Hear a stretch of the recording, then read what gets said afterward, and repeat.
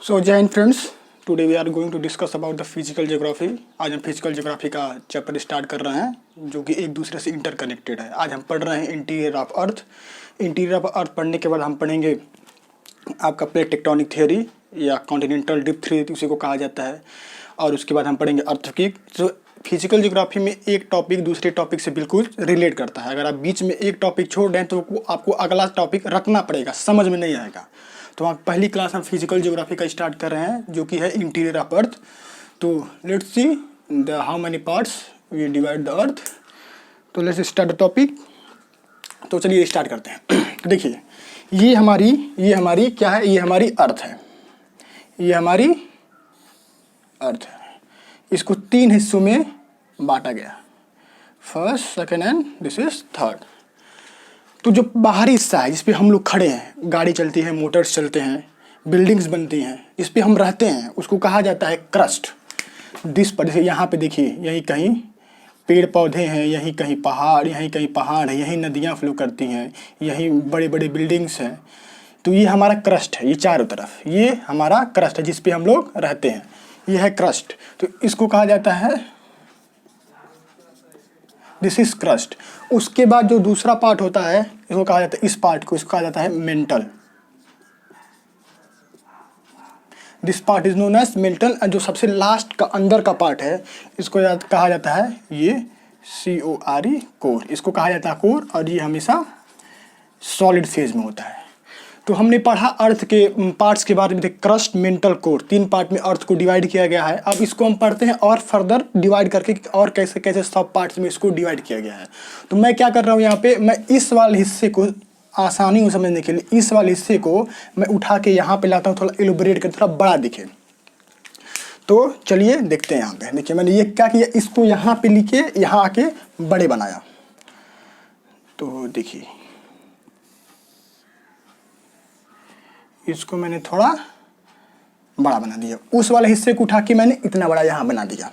तो इसको देखते हैं, फिर तीन पार्ट में डिवाइड करते हैं। ये first part, this is the second, and we divide in three parts. तो ये है, देखिए इस भाग को करते हैं क्रस्ट।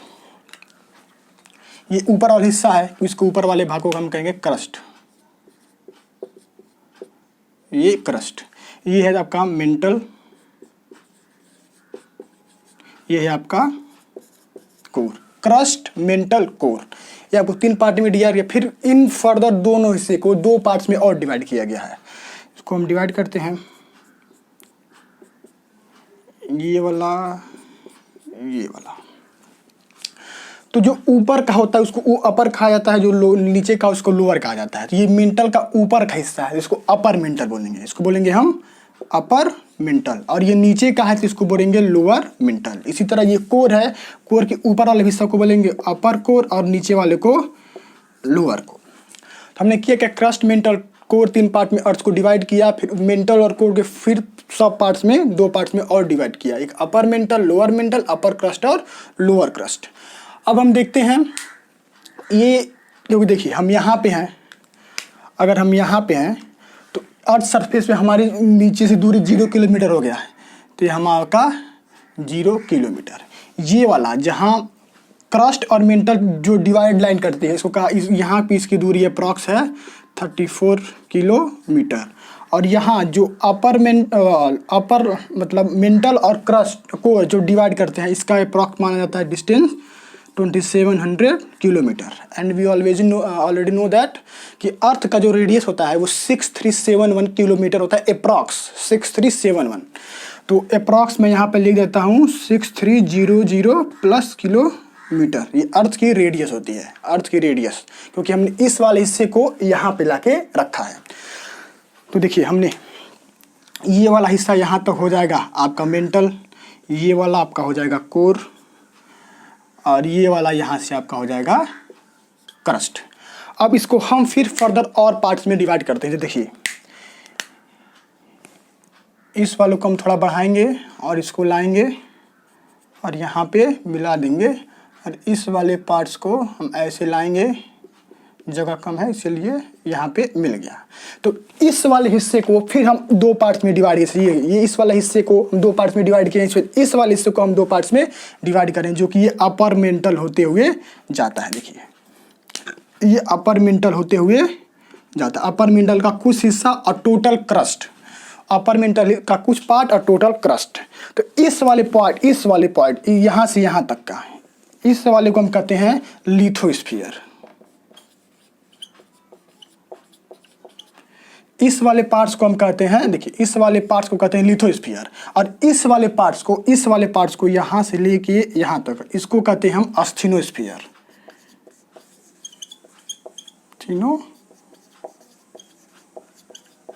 अस्थिनोस्फीयर, इस वाले पार्ट्स को अस्थिनोस्फीयर, इस वाले पार्ट्स को लिथोस्फीयर कहा जाता है। अब हम देखते हैं कि मटेरियल जो इसमें पाया जाता है, अर्थ में जो मेटल्स पाए जाते हैं वो किस जगह पे कौन से फेज में होते हैं। तो देखिए सबसे नीचे आपका होता है सॉलिड। यहाँ जो भी मटेरियल्स पाए जाएंगे वो हमेशा सॉलिड फॉर्म में होंगे। यहाँ पे जो मटेरियल अपर कोर में पाए जाएंगे ये हमेशा लिक्विड फेज में होते हैं।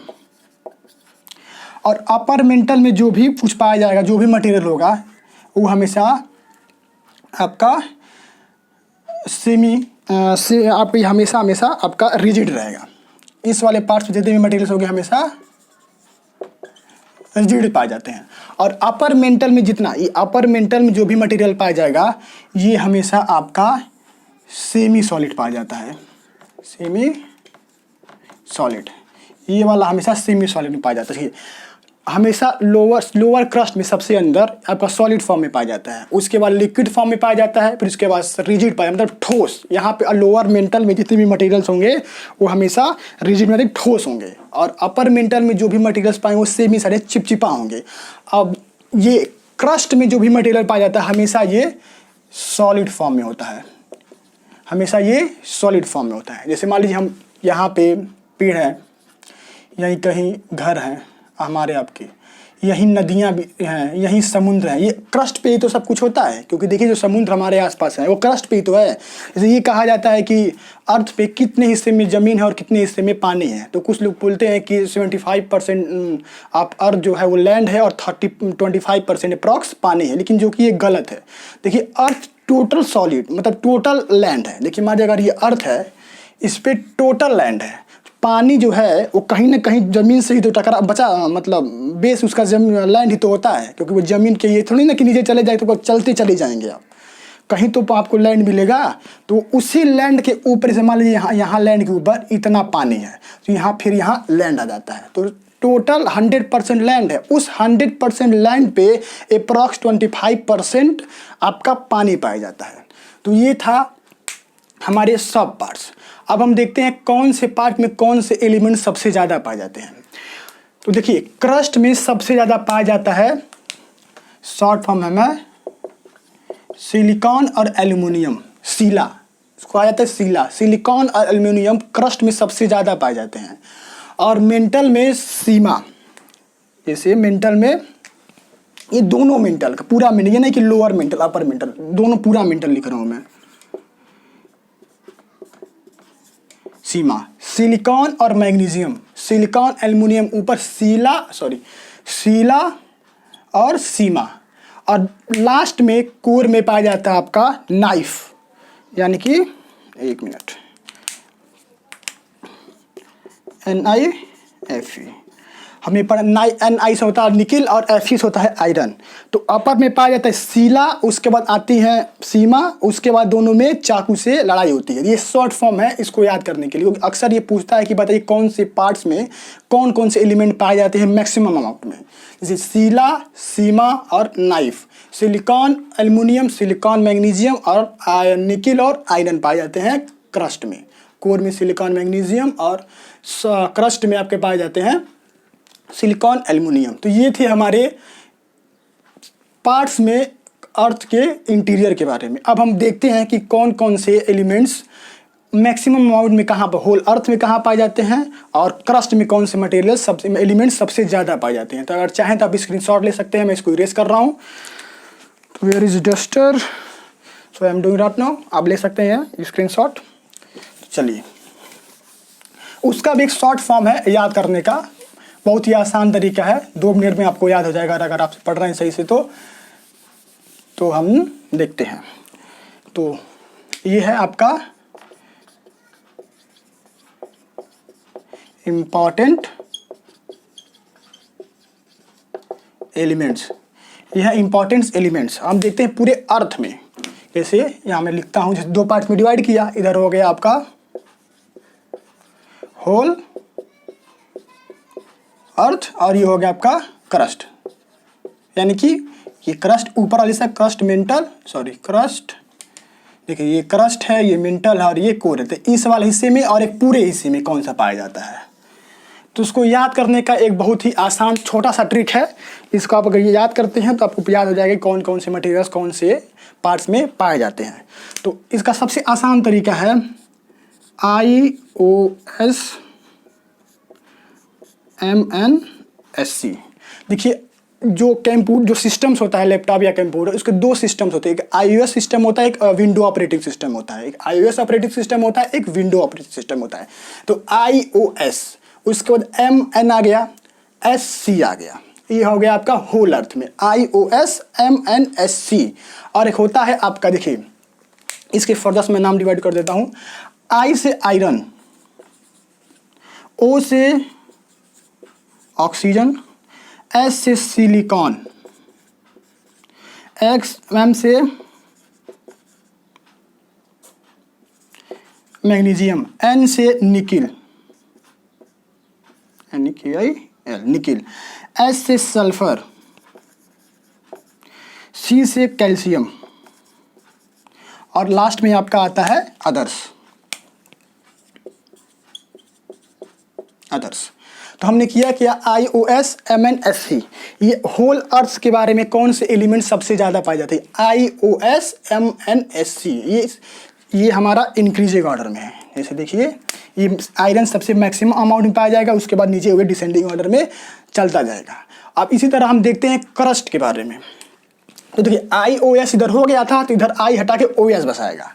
तो इधर बात देखिए OS EL MC PS या MC P, यहाँ देखिए MN था, यहाँ MC है, SC है तो यहाँ PS है। तो हम देखते हैं, देखिए O से आपका हो जाएगा ऑक्सीजन, S हो जाएगा सल्फर, A से हो जाएगा एल्यूमिनियम, L से हो जाएगा लीड, X से मैग्नीशियम, K से कैल्शियम, P से पोटासियम, S से सल्फर हो गया क्या, सोडियम,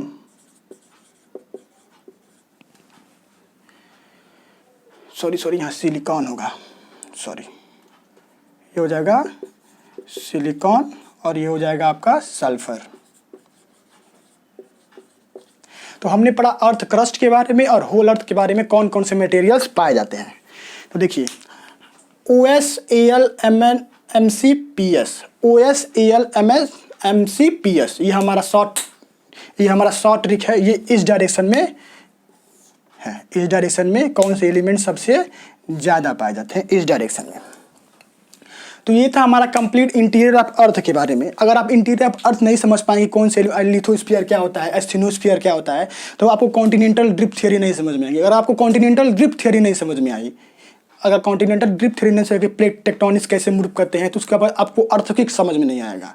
अगर आप अर्थक्वेक नहीं समझ पाएंगे तो आप वॉल्केनो नहीं समझ पाएंगे। अगर आप वॉल्केनो नहीं समझ पाएंगे तो आप रॉक सिस्टम नहीं समझ पाएंगे। तो they are interconnected with each other. अगर आप एक को छोड़ते हैं तो आपको दूसरा रटना पड़ेगा। इसमें रटना कुछ नहीं है, ये सारे शॉर्ट ट्रिक्स थे, मैंने बता दिया आपको। उसको फर्दर 10 या 12 मिनट का ये टॉपिक है, इससे ज़्यादा कुछ नहीं है। और ये याद नहीं होता है कि कौन कौन से एलिमेंट सब मैक्सिमम अमाउंट में पाए जाते हैं। एग्जाम से पूछता है कि are in the following element which are given in the questions in their increasing और डिसेंडिंग ऑर्डर, होल अर्थ और क्रस्ट में। यही इसका कंप्लीट नॉलेज था। अगर आपको वीडियो अच्छा लगा हो तो वीडियो को लाइक कीजिए, चैनल को सब्सक्राइब कीजिए और बने रहिए हमारे साथ, क्योंकि हमारी अगली वीडियो आएगी वो आपकी आएगी कॉन्टिनेंटल ड्रिफ्ट थियरी के बाद, कैसे अर्थ कैसे बना, पृथ्वी कैसे बनी। उसके बारे में हम पढ़ेंगे। कई सारे साइंटिस्ट ने अपना प्रेडिक्शन दिया है, तो उसके बारे में हम पढ़ेंगे। तब तक के लिए जय हिंद, जय भारत। Thank you.